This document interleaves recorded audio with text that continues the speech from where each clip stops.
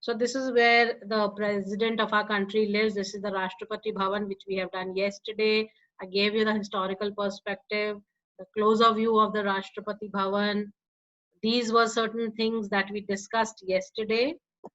Any doubts anybody has regarding any of these?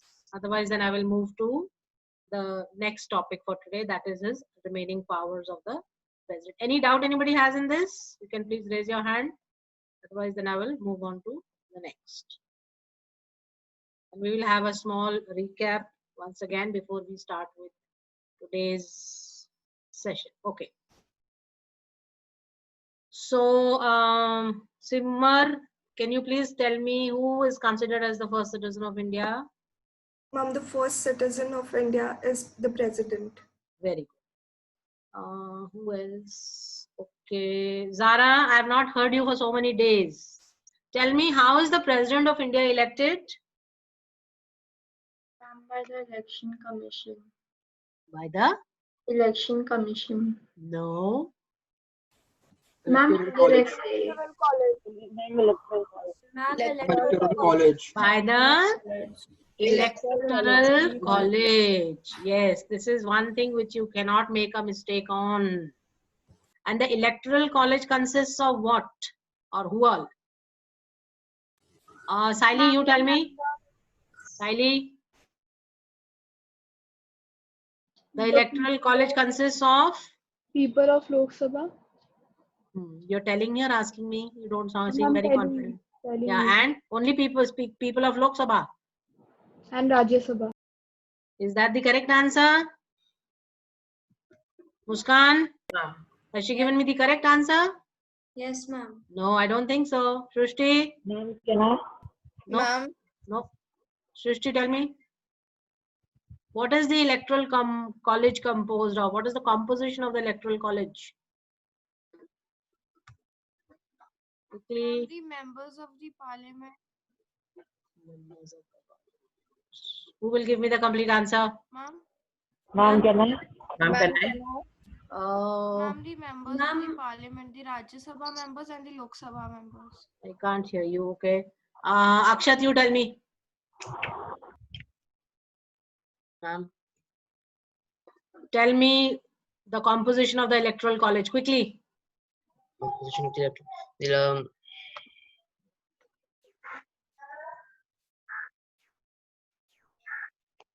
Ma'am, can I tell? Okay, Avni, you tell me. Ma'am, it consists of the elected members of both the houses of the parliament. Absolutely and correct. It consists of the elected members of the legislative assemblies. Absolutely right. So those who have any doubt, please read the lines given in the textbook. Amar, please tell me, what is the term of the office of the president? 5 years. Speak loudly. 5 years. 5 years. And what is the procedure called by which the president is removed? Impeachment. Impeachment. Very good. Dhruv, tell me, how many number of members are required for the impeachment to be procedure to be started? Ma'am, two-third of the present and voting members. And anything else besides that? Ma'am, 1/4 also. Yes, 1/4 where and when? Ma'am, first 1/4 after 14 days, Yes, 2/3.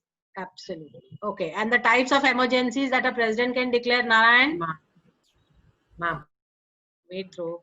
Narayan, how many types of emergencies can the president declare?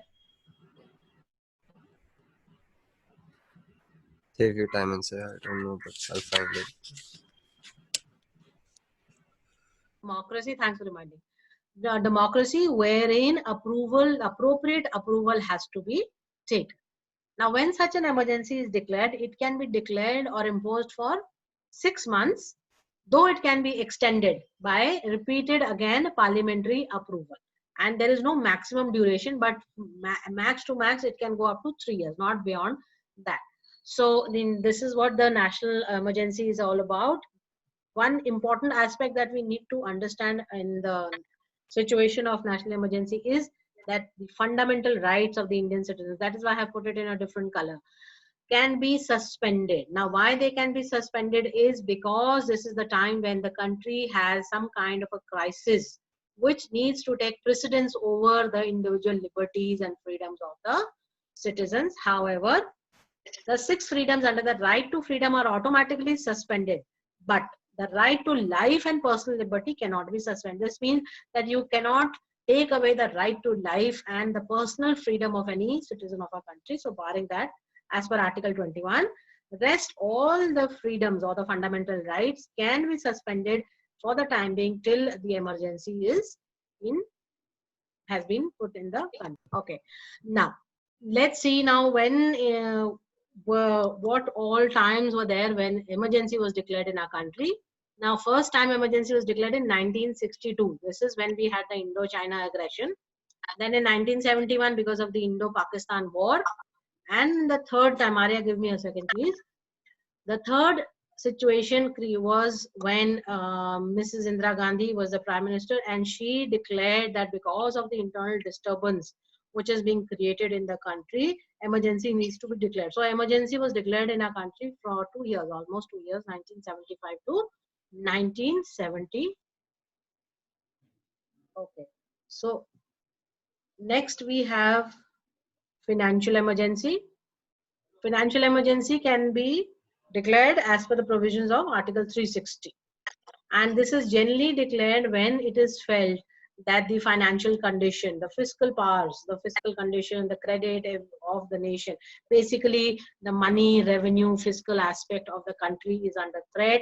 There is some kind of disparity going on. Then at that time, the financial emergency can be declared by the president, again, which has to be approved by the parliament. Once this is declared, that emergency has to be approved within 2 months of its declaration by a simple majority, though thankfully in our country financial emergency has never been declared. Now at times when financial emergency is declared, the president has the authority and the right to reduce salaries of some government employees, you know, because only on the government sector can the president impose this kind of a regulation. So what happens in that case, the salaries of the judges and other government officials is sometimes reduced. Some percentage is decided upon and their salaries are reduced. Why? Because that same salary can be then put in the exchequer of the country and it can be utilized for the common man. Third type of emergency is the state emergency. Now state emergency is basically president's rule in a particular state when it is felt that the constitutional machinery of the state is not functioning properly. So under Article 356, this provision has been granted, and under Article 365, that if the state is not working according to the directions of the government,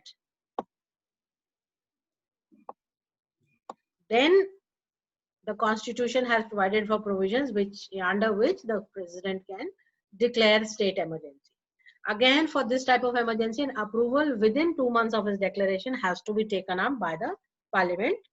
This state emergency can generally last up to maximum of 3 years, but it has to be extended after every 6 months period. It is not that at a stretch the emergency will be declared for 3 years. No, there has to be an extension after, say, each 6 month period, and it can only be extended when it is felt that yes, this particular state is under a constitutional machinery failure, and in order to make this state come up to the mainstream, or in order to make things better, then the state government ceases to exist and the governor starts governing the state under the guidelines of the president, and that is known as president's rule. So that is how it is managed. Okay, all right. Okay. Now, besides these powers, president also has. Okay. So, under the discretionary powers, say for example, there's appointment of the prime minister. When sometimes what happens is that there is no single party which has gained clear-cut majority in the elections, and there is a possibility of having a hung parliament. Then in such a case, the president cannot appoint a new prime minister on the advice of the outgoing prime minister, because the outgoing prime minister might have. So is this clear to you all? Yes, Arya? So at that time he gets the salary of the president. No, no. He will get his own. He's just officiating. He will get his own salary as the chairman of the Rajya Sabha.